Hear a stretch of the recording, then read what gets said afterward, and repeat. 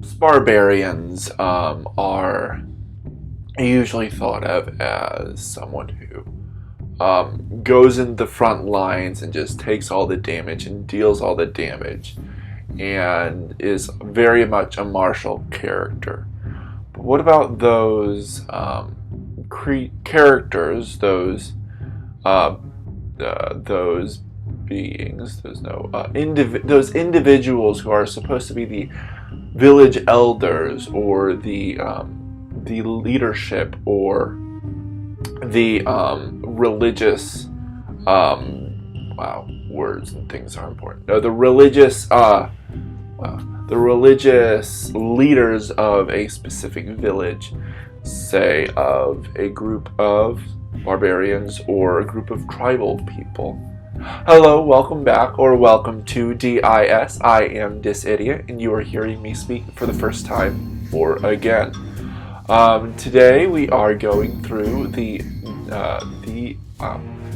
Barbarian subclass of the War Shaman. A subclass that is like that, a religious leader or the religious focal point of a group of tribal individuals. I was gonna say creatures or people or whatever. I don't know. We are going to start with this, and this is the beginning of the new change where we will talk about lore on this Saturday. That'll be really fun. So without further ado, let's get into this.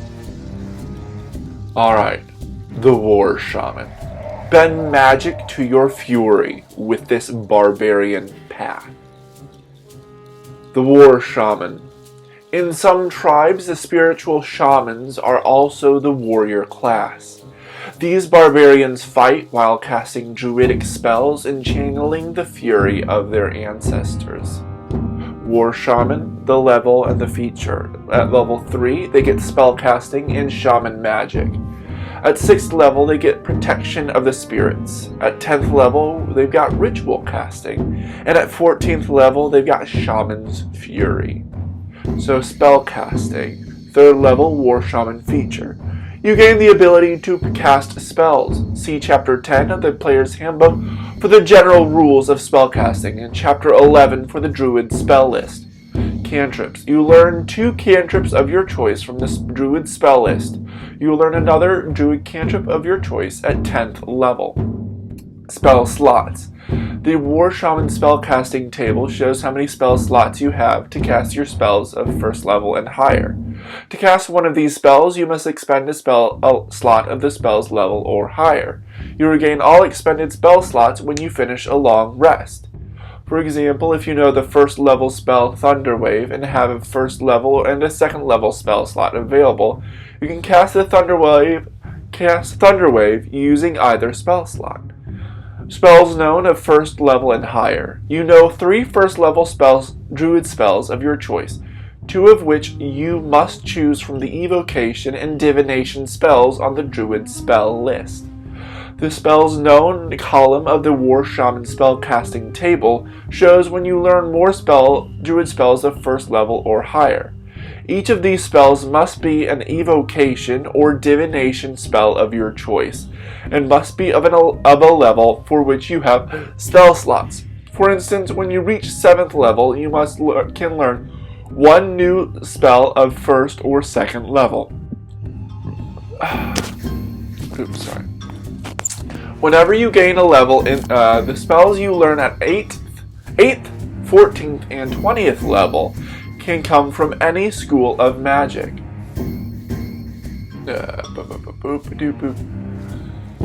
Whenever you gain a level in this class, you can replace one of the druid spells you know with another spell of your choice from the druid spell list. The new spell must be of a level for which you have spell slots, and it must be an evocation or divination spell, unless you're replacing the spell you gained at 3rd, 8th, 14th, or 20th level from any school of magic. Spellcasting ability. Wisdom is your spellcasting ability for your druid spells, since you learn your spells through a deep connection to nature spirits. You use your wisdom whenever a spell refers to your spellcasting ability. In addition, you use your Wisdom modifier when setting the saving throw DC for a druid spell you cast, and when making an attack roll with 1. Spell save DC equals 8 plus your proficiency bonus plus your Wisdom modifier, and spell attack modifier equals your proficiency bonus plus your Wisdom modifier. Spellcasting focus, you can use your druidic focus as a spellcasting focus for your spells. War Shaman spellcasting, you've got the columns of Barbarian level, the cantrips known, spells known, the spell slots per spell level, which is 1st, 2nd, 3rd, and 4th. 3rd level, you have 2 cantrips known, you have 3 spells known, and 2 first level spell slots. At 4th level, the cantrips are the same. You get 1 more spell known and 1 more spell slot known of 1st level. At 5th level, you gain 1, you have the same as the 1st level, and that's the same as the 6th level. At 7th level, you gain 1 more spell known, and 1 more 1st level spell slot, as well as 2 2nd level spell slots. At 8th level, that is, you get 1 more spell known, to a total of 6, and that's the same as level 9. At level 10, you get a 3rd cantrip you know, a 7th spell you know, and a 3rd 2nd level spell slot. At 12th level, that is the same as 11th level, and at 11th level, you get an 8th level spell known. Same with level 12. Level 13, you have a 9th spell known, and you get 2 3rd level spell slots. At 14th level, you get a 10th spell known, and everything else is the same. At 15th level, everything else is the same as 14th level. At 16th level, you get an 11th spells known and a 3rd level spell slot. That's at 16th level. At 17th level, it is the same, and it is the same at 18th level. At 19th level, you get a 12th spell known, and you get your 1st and only 4th level spell. At 20th level, you have the same as 19th level. So 3 cantrips known, 13 spells known, 4 1st level spell slots, 3 2nd level spell slots, 3 3rd level spell slots, and 1 4th level spell slot. Shaman Magic. A 3rd level War Shaman feature. You gain the ability to cast druid spells when raging. You still cannot cast spells that require concentration while raging. While you are raging, if you would deal damage with a cantrip, you gain bonus to the damage roll as shown on the rage damage column of the Barbarian table in the player's handbook. Also, your rage doesn't end early if you target a hostile creature with a spell on your turn. Protection of the Spirits. 6th level War Shaman feature. While you are raging, you gain resistance to necrotic damage and are immune to effects that would reduce your hit point maximum or your ability scores. That is really cool. If you are under any of these effects when you begin your rage, they are suppressed for its duration. Cool. At 10th level War Shaman feature, you get ritual casting. You gain the ability to cast spells as rituals. You also learn 2 spells with the ritual tag of 5th level or lower from the druid spell list. You may only cast these spells as rituals.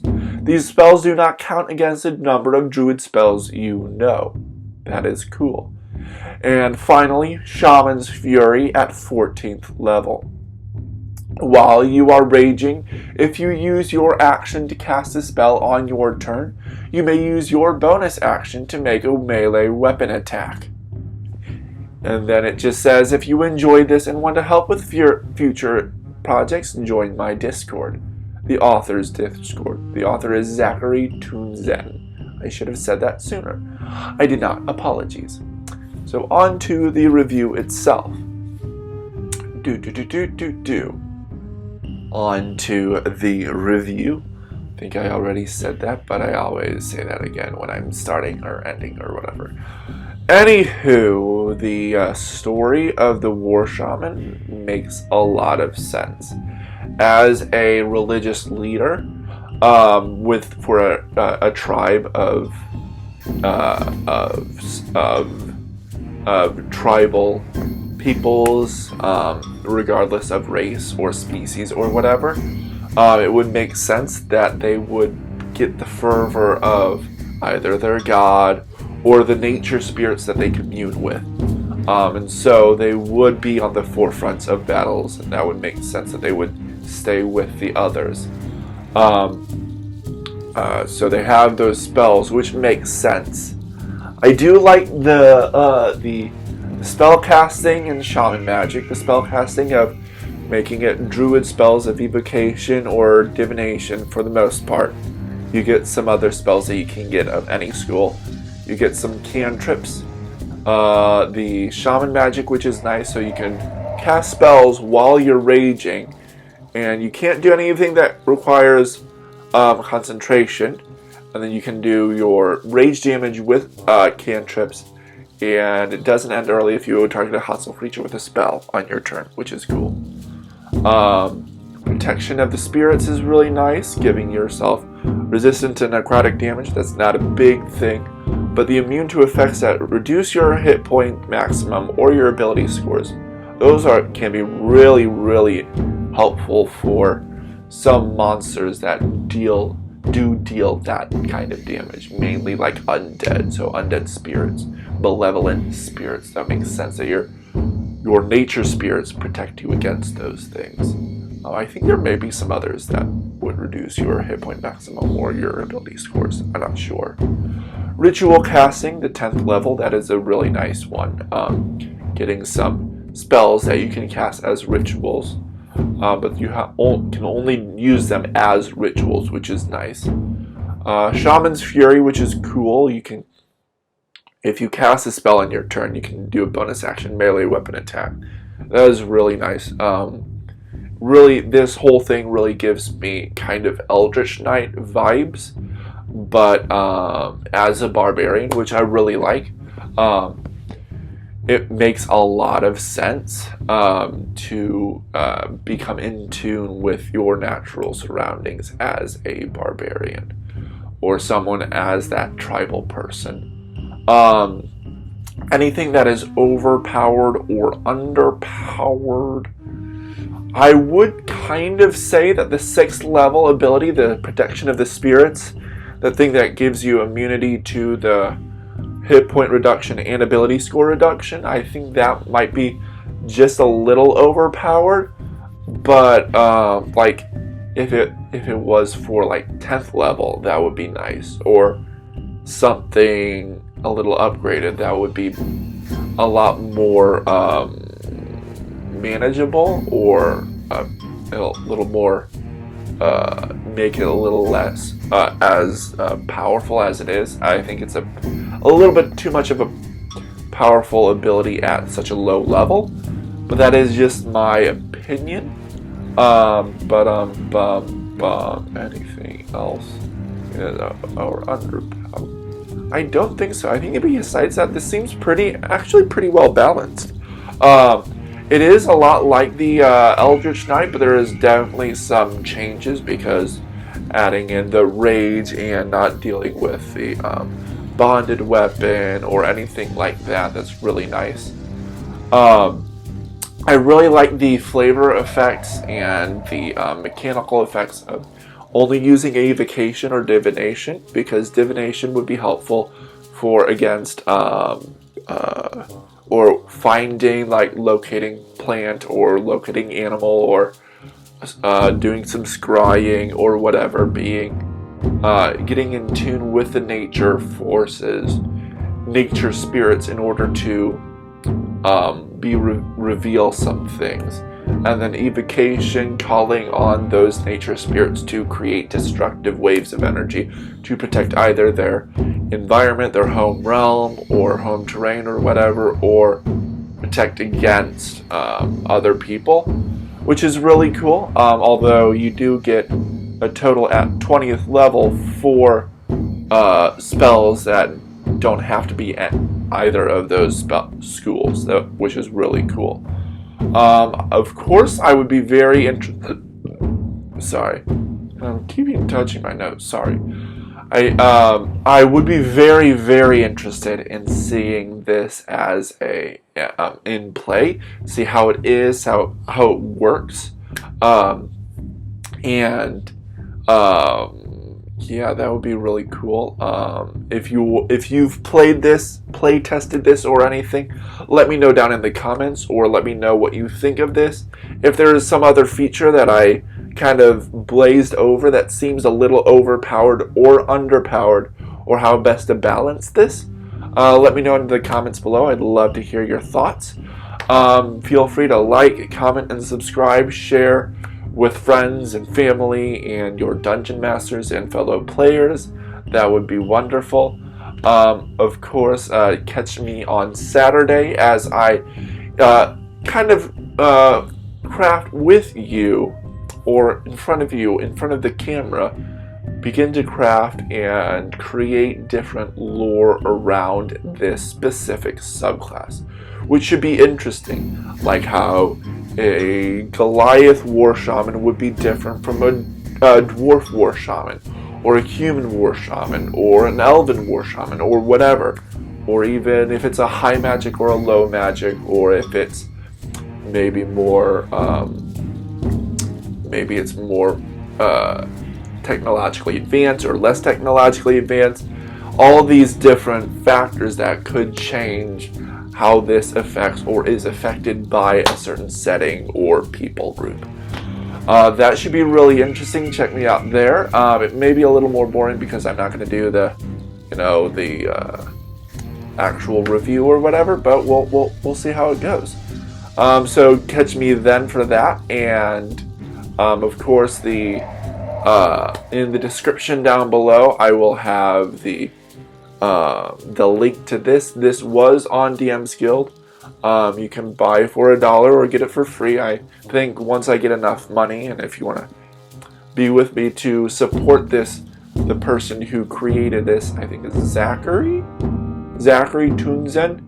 He has an account in DM's Guild with quite a bit of other things, and it looks like on his Twitch channel, plug to him, he also creates homebrew subclasses, feats, I think maybe spells and magic items, which is cool.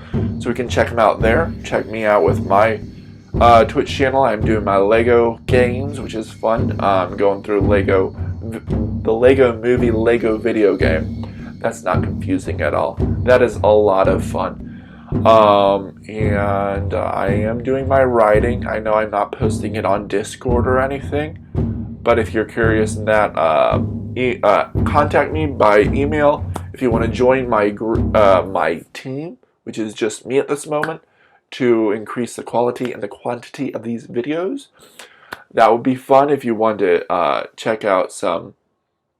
If you are curious how I DM or whatever, I am going to be starting to create settings and then hopefully create Discord servers so that we can, people can play in those and stuff. That should be a lot of fun. But besides that, I think that is about it. Next week, we are going to the Bard. This subclass is called the College of Nature.